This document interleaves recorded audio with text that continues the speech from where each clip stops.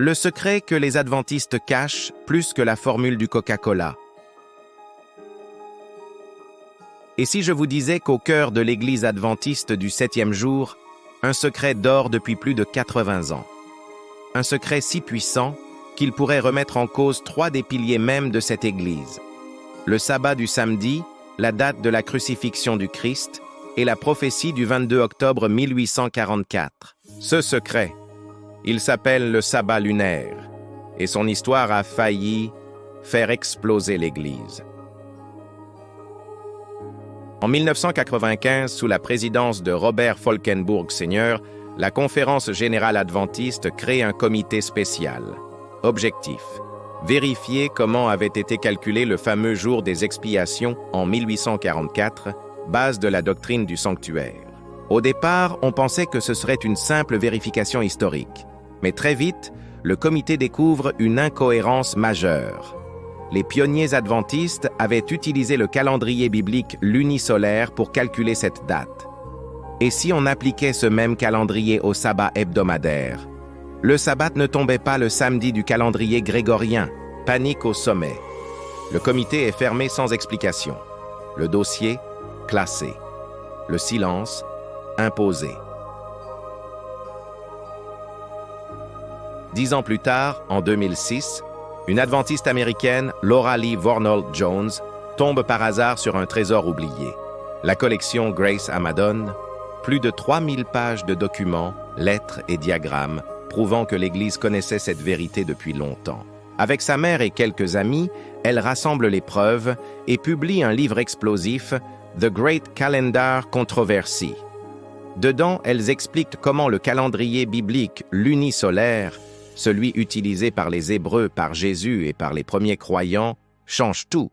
La date du sabbat, celle de la crucifixion et même la prophétie de 1844. Elles envoient le livre à des centaines de pasteurs, dirigeants et théologiens adventistes à travers le monde.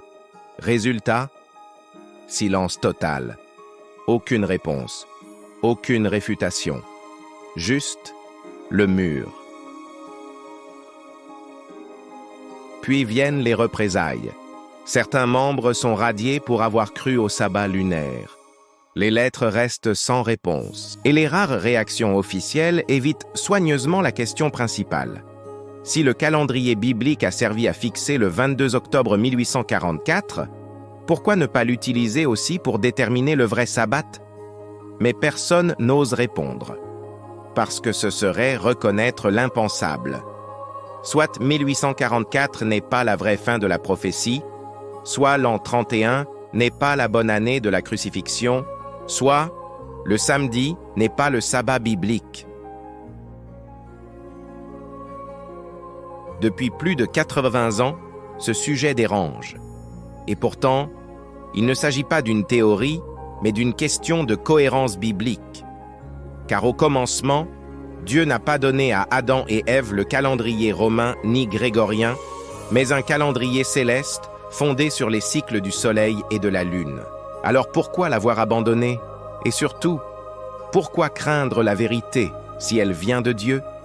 Le sabbat n'appartient pas à une église, il appartient au Créateur. Appel au réveil. Ne laissez personne penser à votre place.